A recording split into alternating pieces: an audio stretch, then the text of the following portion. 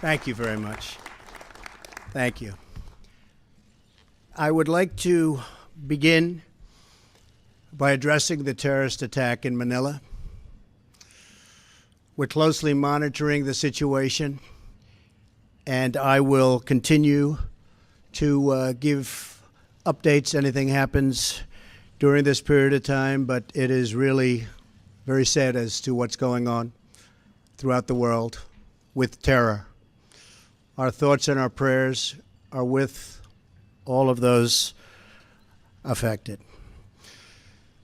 Before we discuss the Paris Accord, I'd like to begin with an update on our tremendous, absolutely tremendous economic progress since Election Day on November 8th. The economy is starting to come back, and very, very rapidly. We've added $3.3 trillion in stock market value to our economy and more than 1 million private sector jobs. I've just returned from a trip overseas where we concluded nearly $350 billion of military and economic development for the United States, creating hundreds of thousands of jobs. It was a very, very successful trip, believe me. Thank you. Thank you. In my meetings at the G7, we have taken historic steps to demand fair and reciprocal trade that gives Americans a level playing field against other nations. We're also working very hard for peace in the Middle East, and perhaps even peace between the Israelis and the Palestinians. Our attacks on terrorism are greatly stepped up, and you see that. You see it all over. From the previous administration, including getting many other countries to make major contributions to the fight against terror. Big, big contributions are being made by countries that weren't doing so much in the form of contribution. One by one, we are keeping the promises I made to American people during my campaign for president, whether it's cutting job-killing regulations, appointing and confirming a tremendous Supreme Court justice, putting in place tough new ethics rules, achieving a record reduction in illegal immigration on our southern border, or bringing jobs, plants, and factories back into the United States at numbers which no one until this point thought even possible. And believe me, we've just begun. The fruits of our labor will be seen very shortly, even more so. On these issues and so many more, we're following through on our commitments, and I don't want anything to get in our way. I am fighting every day for the great people of this country. Therefore, in order to fulfill my solemn duty to protect America and its citizens, the United States will withdraw from the Paris Climate Accord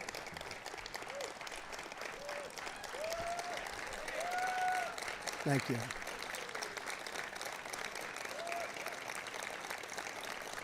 Thank you. But begin negotiations to re-enter either the Paris Accord or in really entirely new transaction on terms that are fair to the United States, its businesses, its workers, its people, its taxpayers.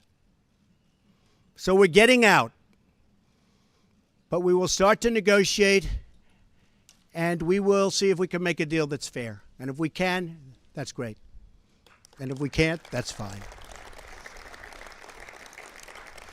As president, I can put no other consideration before the well-being of American citizens. The Paris Climate Accord is simply the latest example of Washington entering into an agreement that disadvantages the United States to the exclusive benefit of other countries, leaving American workers, who I love, and taxpayers to absorb the cost in terms of lost jobs, lower wages, shuttered factories, and vastly diminished economic production. Thus, as of today, the United States will cease all implementation of the non-binding Paris Accord and the draconian financial and economic burdens the agreement imposes on our country. This includes ending the implementation of the nationally determined contribution and, very importantly, the Green Climate Fund, which is costing the United States a vast fortune. Compliance with the terms of the Paris Accord and the onerous energy restrictions that is placed on the United States could cost America as much as 2.7 million lost jobs by 2025, according to the National Economic Research Associates. This includes 440,000 fewer manufacturing jobs, not what we need. Believe me, this is not what we need, including automobile jobs, and the further decimation of vital American industries on which countless communities rely. They rely for so much, and we would be giving them so little. According to the same study, by 2040, compliance with the commitments put into place by the previous administration would cut production for the following sectors: paper, down 12%. Cement, down 23%. Iron and steel, down 38%. Coal, and I happen to love the coal miners, down 86%. Natural gas, down 31%. The cost to the economy at this time would be close to $3 trillion in lost GDP and 6.5 million industrial jobs, while households would have $7,000 less income, and in many cases, much worse than that. Not only does this deal subject our citizens to harsh economic restrictions, it fails to live up to our environmental ideals. As someone who cares deeply about the environment, which I do, I cannot in good conscience support a deal that punishes the United States, which is what it does. The world's leader in environmental protection, while imposing no meaningful obligations on the world's leading polluters. For example, under the agreement, China will be able to increase these emissions by a staggering number of years, 13. They can do whatever they want for 13 years, not us. India makes its participation contingent on receiving billions and billions and billions of dollars in foreign aid from developed countries. There are many other examples, but the bottom line is that the Paris Accord is very unfair at the highest level to the United States. Further, while the current agreement effectively blocks the development of clean coal in America, which it does, and the mines are starting to open up. We're having a big opening in 2 weeks. Pennsylvania, Ohio, West Virginia, so many places. A big opening of a brand new mine. It's unheard of. For many, many years, that hasn't happened. They asked me if I'd go. I'm going to try. China will be allowed to build hundreds of additional coal plants. So we can't build the plants, but they can, according to this agreement. India will be allowed to double its coal production by 2020. Think of it. India can double their coal production. We're supposed to get rid of ours. Even Europe is allowed to continue construction of coal plants. In short, the agreement doesn't eliminate coal jobs. It just transfers those jobs out of America and the United States and ships them to foreign countries. This agreement is less about the climate and more about other countries gaining a financial advantage over the United States. The rest of the world applauded when we signed the Paris Agreement. They went wild. They were so happy. For the simple reason that it put our country, the United States of America, which we all love, at a very, very big economic disadvantage. A cynic would say the obvious reason for economic competitors and their wish to see us remain in the agreement is so that we continue to suffer this self-inflicted major economic wound. We would find it very hard to compete with other countries from other parts of the world. We have among the most abundant energy reserves on the planet, sufficient to lift millions of America's poorest workers out of poverty. Yet under this agreement, we are effectively putting these reserves under lock and key, taking away the great wealth of our nation. It's great wealth. It's phenomenal wealth. Not so long ago, we had no idea we had such wealth. And leaving millions and millions of families trapped in poverty and joblessness. The agreement is a massive redistribution of United States wealth to other countries. At 1% growth, renewable sources of energy can meet some of our domestic demand. But at 3 or 4% growth, which I expect, we need all forms of available American energy, or our country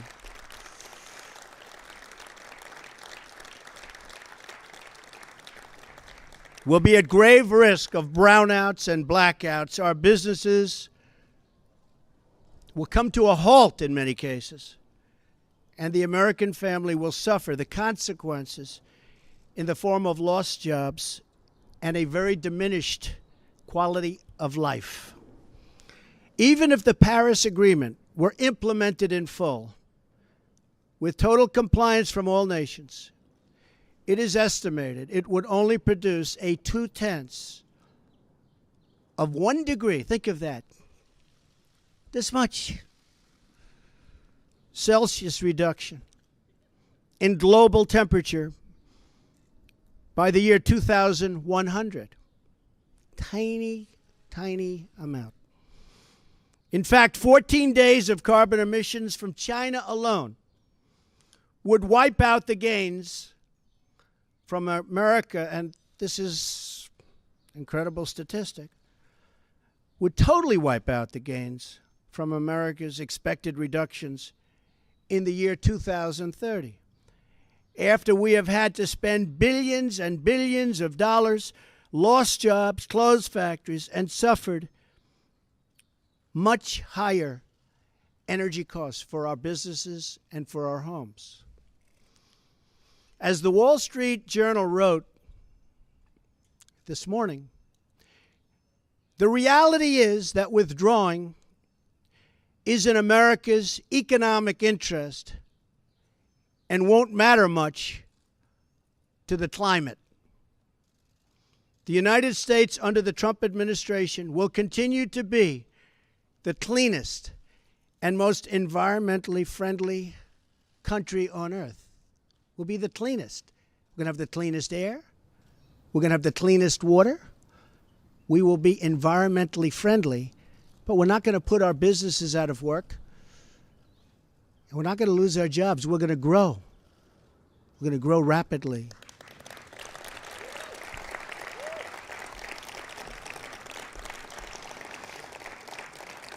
And I think you just read, it just came out minutes ago, the small business report. Small businesses, as of just now, are booming, hiring people. One of the best reports they've seen in many years. I'm willing to immediately work with Democratic leaders to either negotiate our way back into Paris under the terms that are fair to the United States and its workers, or to negotiate a new deal that protects our country and its taxpayers.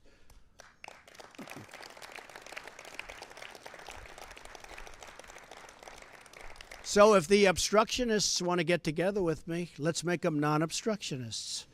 We will all sit down and we will get back into the deal and we'll make it good, and we won't be closing up our factories and we won't be losing our jobs, and we'll sit down with the Democrats and all of the people that represent either the Paris Accord or something that we can do that's much better than the Paris Accord. And I think the people of our country will be thrilled, and I think then the people of the world will be thrilled. But until we do that, we're out of the agreement. I will work to ensure that America remains the world's leader on environmental issues, but under a framework that is fair and where the burdens and responsibilities are equally shared among the many nations all around the world. No responsible leader can put the workers and the people of their country at this debilitating and tremendous disadvantage. The fact that the Paris deal hamstrings the United States while empowering some of the world's top polluting countries should dispel any doubt as to the real reason why foreign lobbyists wish to keep our magnificent country tied up and bound down by this agreement. It's to give their country an economic edge over the United States. That's not going to happen while I'm president. I'm sorry.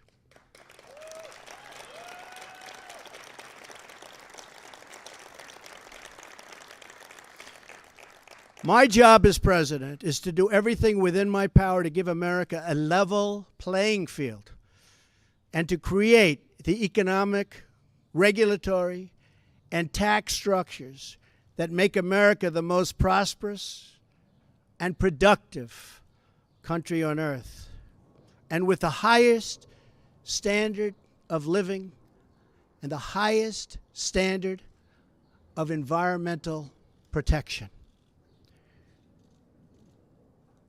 Our tax bill is moving along in Congress, and I believe it's doing very well. I think a lot of people will be very pleasantly surprised.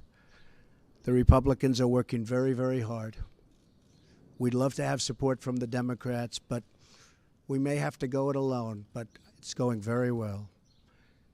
The Paris Agreement handicaps the United States economy in order to win praise from the very foreign capitals and global activists that have long sought to gain wealth at our country's expense. They don't put America first. I do, and I always will.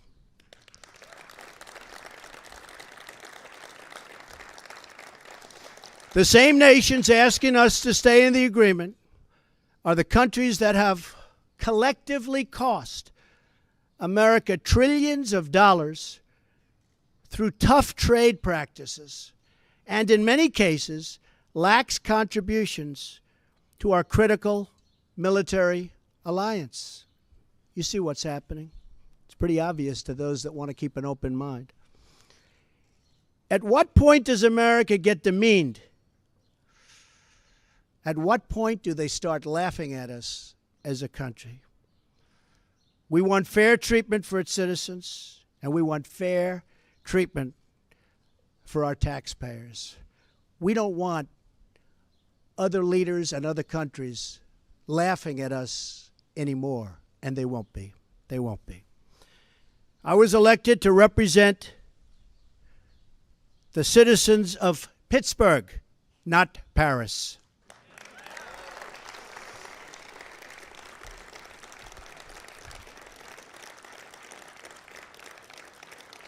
I promised I would exit or renegotiate any deal which fails to serve America's interests.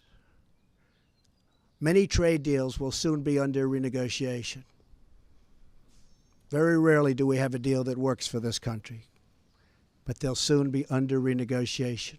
The process has begun from day one, but now we're down to business. Beyond the severe energy restrictions inflicted by the Paris Accord, it includes yet another scheme to redistribute wealth out of the United States through the so-called Green Climate Fund, nice name, which calls for developed countries to send $100 billion to developing countries, all on top of America's existing and massive foreign aid payments. So we're going to be paying billions and billions and billions of dollars, and we're already way ahead of anybody else. Many of the other countries haven't spent anything, and many of them will never pay one dime. The Green Fund would likely obligate the United States to commit potentially tens of billions of dollars, of which the United States has already handed over $1 billion. Nobody else is even close. Most of them haven't even paid anything, including funds raided out of America's budget for the war against terrorism. That's where they came. Believe me, they didn't come from me. They came just before I came into office. Not good. And not good the way they took the money. In 2015, the United Nations, departing top climate officials, reportedly described the $100 billion per year as peanuts, and stated that the $100 billion is the tail that wags the dog. In 2015, the Green Climate Fund's executive director reportedly stated that estimated funding needed would increase to $450 billion per year after 2020, and nobody even knows where the money is going to. Nobody's been able to say, where is it going to? Of course, the world's top polluters have no affirmative obligations under the Green Fund, which we terminate. America is $20 trillion in debt. Cash-strapped cities cannot hire enough police officers or fix vital infrastructure. Millions of our citizens are out of work, and yet, under the Paris Accord, billions of dollars that ought to be invested right here in America will be sent to the very countries that have taken our factories and our jobs away from us. So think of that. There are serious legal and constitutional issues as well. Foreign leaders in Europe, Asia, and across the world should not have more to say with respect to the U.S. economy than our own citizens and their elected representatives. Thus, our withdrawal from the agreement represents a reassertion of America's sovereignty.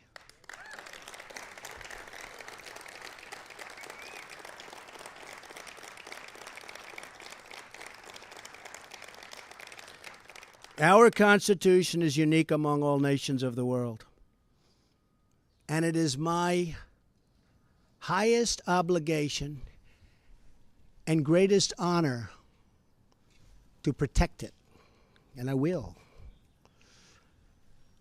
Staying in the agreement could also pose serious obstacles for the United States as we begin the process of unlocking the restrictions on America's abundant energy reserves, which we have started very strongly.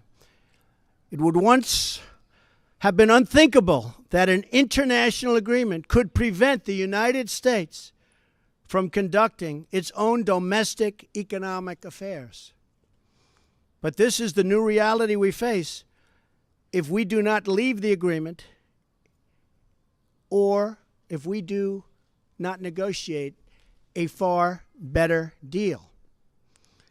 The risks grow as historically these agreements only tend to become more and more ambitious over time. In other words, the Paris framework is just a starting point, as bad as it is, not an end point. And exiting the agreement protects the United States from future intrusions on the United States' sovereignty and massive future legal liability. Believe me, we have massive legal liability if we stay in. As president, I have one obligation, and that obligation is to the American people. The Paris Accord would undermine our economy, hamstring our workers, weaken our sovereignty, impose unacceptable legal risk, and put us at a permanent disadvantage to the other countries of the world. It is time to exit the Paris Accord.